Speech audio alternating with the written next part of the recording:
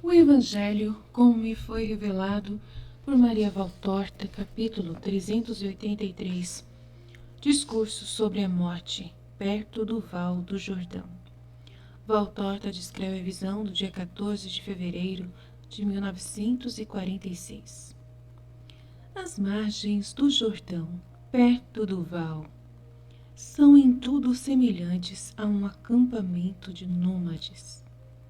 Nestes dias em que as caravanas estão voltando para os seus lugares de procedência, as tendas e até as simples cobertas estendidas de um tronco a outro e apoiadas em galhos fincados no chão, amarrados na alta sela de um camelo e fixados, enfim, de qualquer modo, contanto que se tornem firmes embaixo e protegidas do orvalho, que neste nível abaixo do mar deve ser igual a uma chuva. Essas tendas estão espalhadas por toda parte, ao longo dos bosques, que formam uma espécie de cornija verde aos lados do rio. Quando Jesus com os seus chega perto das margens, ao lado norte do vão, os acampamentos já estão despertando pouco a pouco. Jesus deve ter partido da casa de Nique justamente às primeiras claridades do dia, pois a esta hora ainda não chegou plenamente a aurora e já é belo, fresco e sereno o aspecto deste lugar. Há os que se levantam mais cedo, despertados pelos relinchos, os urros e os berros dos cavalos, dos asnos e camelos, e pelas brigas dos animais, ao som dos cantos de centenas de pardais e de outros passarinhos, que estão por entre as folhagens dos salgueiros, dos caniços ou das árvores altas, que formam galerias verdes sobre as margens floridas. Todos começam a sair por baixo das tendas de várias cores e a descer para o rio a fim de se lavarem. Algum choro de menino e as vozes carinhosas das mães que estão falando com seus filhos. A vida vai voltando em todas as suas manifestações, minuto a minuto. Da vizinha Jericó vêm vendedores de toda espécie e novos peregrinos, guardas e soldados prepostos à vigilância e à manutenção da ordem. Nestes dias em que tribos de todas as regiões se encontram e não fazem economia de insultos e censuras, e entre as quais também não devem ser raros furtos por parte dos ladrões que se misturam às multidões, vestidos como peregrinos, mas na realidade para praticarem suas ladroagens, e não faltam também as mulheres públicas, que procuram fazer a sua peregrinação pascal, isto é, arrancar dos peregrinos mais ricos e mais luxuriosos dinheiro e presentes em pagamento por uma hora de prazer, na qual miseravelmente ficam anuladas todas as peregrinações pascais para esses pecadores. As mulheres honestas que estão por entre os peregrinos, ao lado de seus esposos ou com os filhos mais velhos, protestam estridentemente como umas gazelas inquietas para chamarem a si os seus maridos que estão encantados ou que as suas mulheres e mães parecem estar a observarem os gestos das meretrizes. Estas se riem despoderadamente e dão um troco ao que as honestas lhes dizem. Os homens, especialmente os soldados, se riem e não se recusam a conversar com as mulheres públicas, prostitutas.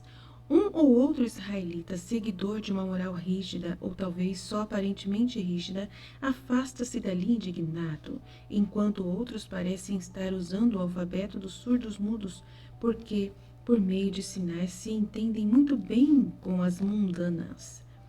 Jesus não vai pela estrada direta que o levaria ao meio do acampamento, mas ele desce pela margem do rio, tira as sandálias e vai caminhando por onde a água já está chegando e lambendo as ervas da margem, e os apóstolos o acompanham. Os mais velhos, que são os mais intransigentes, resmungam e ainda dizem que o Batista pregou a penitência. Este lugar já está abaixo de um pórtico das termas romanas. Nem deixam de ir procurar nele um passatempo àqueles que se dizem santos. Tu também viste? Eu também tenho olhos na cabeça, eu vi. Os mais jovens, que são os menos severos, isto é, Judas de Queriote, que se ri, olha com muita atenção o que está acontecendo nos acampamentos e não deixa de ficar contemplando as belas, desavergonhadas prostitutas que até aqui vieram em busca de clientes. E Tomé, que se ri muito ao ver a ira das mulheres honestas e as indignações dos fariseus. Também Mateus, que tempos atrás foi um pecador, não podendo falar contra o vício e os viciosos, se limita a suspirar e a sacudir a cabeça. Enquanto Tiago de Zebedeu observa sem interesse e sem críticas, com indiferença, esses vão atrás do pequeno grupo que está com Jesus à sua frente, indo ele entre André, João, Tiago de Alfeu. O rosto de Jesus está fechado, como se tivesse sido esculpido em pedra. E sempre mais vai se fechando, quanto mais lá do alto da margem estão chegando aos ouvidos dele palavras de admiração ou provocativas trocadas entre um homem honesto e uma mulher de prazer.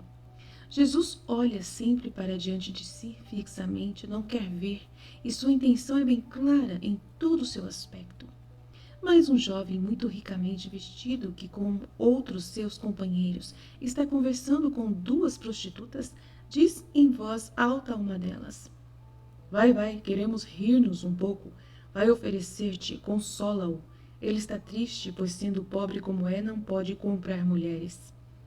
Jesus sente uma onda de rubor por sobre o seu rosto de marfim e depois fica pálido, mas não se vira para olhar. Sua cor, que se alterou, foi o único sinal de que ele o viu. A despodorada, com um tinir de joias, por entre um leve esvoaçar de vestes, pula com um gesto lascivo da margem baixa para a areia e encontra assim um modo de fazer brilhar muitas de suas secretas belezas. Ela cai justamente aos pés de Jesus e, explodindo como num trinado de riso, saído de sua bela boca, com um convite nos olhos e nos gestos, grita: Ó belo entre os nascidos de mulher, por um beijo da tua boca eu me entrego toda a ti sem nada receber. João, André e Tiago de Alfeu ficaram paralisados, escandalizados, petrificados, sem poderem fazer nenhum gesto. Mas Pedro dá um salto de pantera e, saindo do seu grupo, cai sobre a infeliz prostituta, que está de joelhos meio inclinada para trás, e a sacode, a levanta e a joga para a margem, dando-lhe um nome muito feio, e se aproxima para agredi-la mais. Jesus diz: Simão. É um grito no qual há bem mais do que um discurso. E Simão volta, vermelho pela ira, para com seu senhor. Por que não me deixas castigá-la? É o Pedro falando. Por que não me deixas castigá-la? Simão, não se castiga a veste que se sujou, mas se lava. Aquela mulher tem por veste sua carne suja, e sua alma está profanada. Rezemos para limpá-la, tanto na alma como no corpo. E diz isso mansamente e em voz baixa, mas não tão baixa que não pudesse ser ouvida por ela. E pondo-se de novo ela a caminho, vira-se agora sim. Ele se vira por um instante com o olhar de seus doces olhos para a infeliz. Foi um olhar, um só instante, um só, mas ele tem todo o poder em si do amor misericordioso. E a mulher inclina a cabeça, torna a erguer o véu, envolve-se nele, e Jesus prossegue o seu caminho. Eis que ele chegou ao val. As águas pouco profundas permitem aos adultos a passarem a pé. Basta levantar as vestes acima dos joelhos, procurar as pedras chatas e submersas que podem ser vistas, branquinhas sob as águas transparentes, servindo de marca-passo aos vadeantes. Pelas águas mais profundas passam aqueles que estão a cavalo. Os apóstolos lá se vão, chapinhando contentes com água pela metade da coxa, E Pedro nem acha ser verdade o que está fazendo. E ele promete a si mesmo que quando pararem na casa de Salomão, não haverá de faltar um meio de ele poder tomar um banho refrescante, como ele diz, em compensação pelas assaduras de ontem. Chegaram ao outro lado também aqui a multidão se põe em movimento, depois de ter passado a noite, ou está se enxugando depois de ter passado o rio. Jesus ordena: espalhai-vos por aí e dizei que o Rabi está aqui. Eu vou para perto daquele tronco tombado, e lá vos espero. Em pouco tempo, muita gente foi avisada e se apresenta. Jesus começa a falar e, para começar, toma como assunto a passagem por ali de um cortejo de pessoas que estão chorando e vão indo atrás de uma liteira na qual vai sendo transportado um homem que ficou doente em Jerusalém e, tendo sido desenganado pelos médicos, está sendo levado às pressas para sua casa, a fim de lá morrer. Todos estão falando nele porque é rico e ainda jovem, e muitos dizem: mas há de ser uma grande tristeza quando se possui tantas riquezas e se vive tão poucos anos. E também há quem diga: talvez sejam pessoas que já creem em Jesus. Para ele é bom, pois não sabe ter fé. Os discípulos foram dizer aos pais dele: lá está o Salvador, se tiverdes fé, se credes, o doente ficará são. Mas ele, por primeiro, e os outros se recusam a ir ao Rabi. Então as críticas vêm depois da compaixão. Jesus, pois, se serve de tudo isso para começar a falar. A paz esteja com todos vós. Certamente o ter que morrer desagrada aos ricos e aos jovens, quando eles querem ser ricos, mas somente em dinheiro e em anos. Aqueles, porém, que são ricos em virtude e jovens pela pureza de costumes, a eles isso não lhes causa tristeza. O verdadeiro sábio, desde a idade da razão em diante, se regula de tal modo que possa tornar para si uma coisa tranquila ao morrer. A vida é a preparação para a morte, assim como a morte é uma preparação para uma vida maior.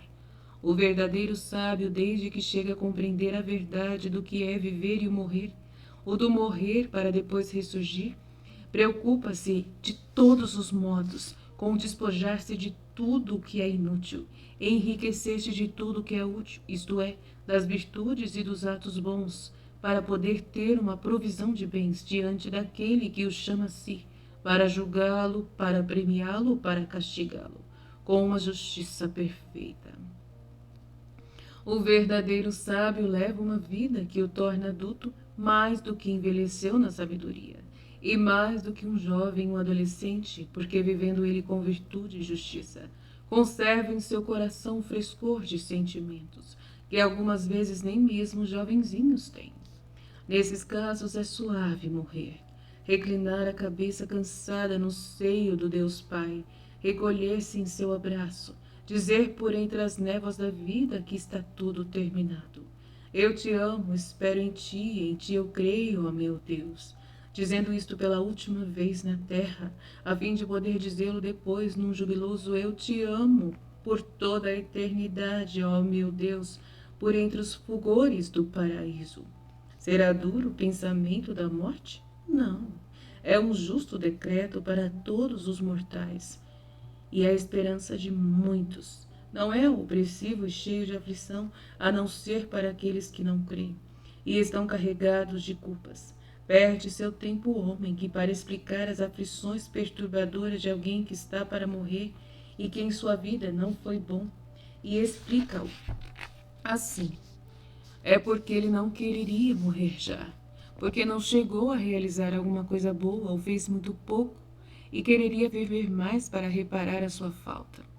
É em vão que ele diz: se ele tivesse vivido mais tempo, teria podido ter um prêmio maior, pois teria realizado mais coisas. Um nada de tempo em comparação com a eternidade, e a alma estimula o eu todo para agir. Mas, pobre alma, como muitas vezes ela é dominada e pisada e amordaçada para não ouvir as suas próprias palavras, isto acontece com aqueles a quem falta boa vontade de serem bons. enquanto que nos homens justos, desde sua meninice, houve uma auscultuação da alma, uma obediência aos conselhos sábios, houve sempre uma operiosidade contínua para o bem. E o jovem, pelos anos, mais rico de merecimentos, morre como um santo, às vezes ainda na aurora da vida. E nem com mais 100 ou 1000 anos que fossem dados a ele, poderia ele ser mais santo do que já é, porque o amor a Deus e ao próximo, praticados de todas as formas e com toda a generosidade, já o tornam perfeito. No céu não se olha para quantos anos alguém viveu, mas como foi que eles foram vividos. Costuma-se por luto por causa dos cadáveres, chora-se por eles, sobre eles, mas o cadáver não chora. Teme-se por se ter que morrer, mas ninguém pensa em viver de tal modo que não seja preciso tremer na hora da morte. E por que é que não se chora e não se põe de luto pelos cadáveres vivos, que são os verdadeiros cadáveres, os que levam em si uma vida morta como se já estivessem no sepulcro? E por que é que aqueles que choram, pensando que hão de morrer em sua carne, não choram sobre os cadáveres que eles têm dentro de si mesmos? Quantos cadáveres eu vejo, que riem e contam piadas, e não choram sobre si mesmos. Quantos pais, esposas, irmãos, filhos, amigos, sacerdotes, mestres, eu vejo chorarem estutamente por um filho, um esposo, um irmão, um pai ou mãe, um amigo, um fiel discípulo, mortos em evidente amizade com Deus. Depois de uma vida que é uma grinalda de perfeição e que não choram sobre os cadáveres das almas de um filho, esposo, irmão, pai, um amigo, um fiel discípulo que morreu por causa do vício, por causa do pecado e morreu para sempre, e para sempre está perdido porque não se arrependeu. Por que não procurar ressuscitá-los? Isto que é amor, sabeis? É o maior dos amores. Oh, como são estultas as lágrimas derramadas sobre a poeira para a qual o homem voltou. Ó idolatria dos afetos, ó hipocrisia dos afetos. Chorai mais pelas almas mortas dos vossos mais queridos, procurai levá-los à vida, e eu falo especialmente a vós, ó mulheres, que tanto poder tendes sobre aqueles que amais. Agora juntos vamos olhar para o que a sabedoria mostra como causa de morte e vergonha. Não fiqueis insultando a Deus, fazendo mau uso de vossa vida que Ele vos deu, emporcalhando-a com más ações, que desonram o homem. Não fiqueis insultando vossos pais com uma conduta que joga lama sobre os cabelos brancos deles e espinhos de fogo sobre os últimos dias deles.